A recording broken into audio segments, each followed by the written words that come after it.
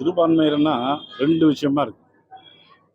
யாரெல்லாம் சிறுபான்மையினர்? சின்ன சின்ன ஜாதிகள்லாம் சிறுபான்மையினரா? இல்ல முதலமைச்சர் எதை நினைச்சு சொல்றாங்க அப்படிங்கிறது தெரியல. ஒன்று சொல்றேன். இந்த வாக்காளர் கணக்கெடுப்புங்கிறது இன்னைக்கு நேற்று நடக்கக்கூடிய விஷயமே கிடையாது. எனக்கெல்லாம் மூத்தவண்ணா ராஜா அண்ணாச்சி இங்க இருக்கிறாங்க. அது நேரு காலத்துல இருந்து சில குறிப்பிட்ட காலத்திற்கு வாக்காளர் சரிபார்ப்புங்கிறது நடந்துகிட்டே இருக்கு.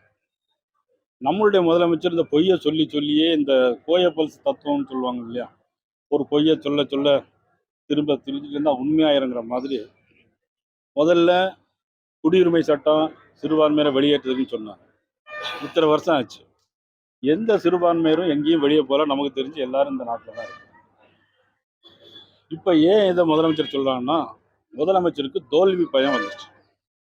இன்னைக்கு தோல்வி பயம் இல்லைன்னா இதை பற்றி பேச வேண்டிய அவசியமே இல்லை. செய்திகளை உடனுக்குடன் தெரிந்து கொள்ள கீழ்கண்ட கேபிள் மற்றும் டிடிஹெச் நெட்வொர்க்குகளில் எம்நாடு செய்தி தொலைக்காட்சியை காணுங்கள். பாதகம் செய்பவரை கண்டால் நாம் பயம் கொள்ளலாகாது பாப்பா. மோதி மிதித்துவிடு பாப்பா, அவர் முகத்தில் உமிழ்ந்துவிடு பாப்பா.